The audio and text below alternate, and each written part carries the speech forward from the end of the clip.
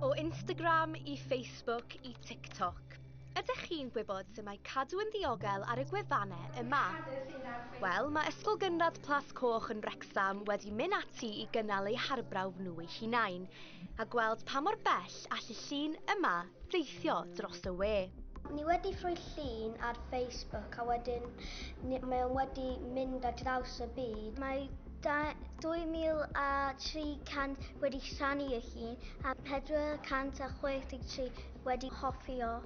Do, mae'r ymateb wedi bod yn syfrdanol, a phobl o bob twll a chornel o'r byd wedi rhannu'r llun.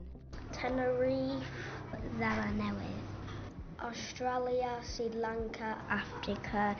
Pwrpas arbrawf y disgyblion yma oedd i weld pa mor bwysig yw aros yn ddiogel ar-lein.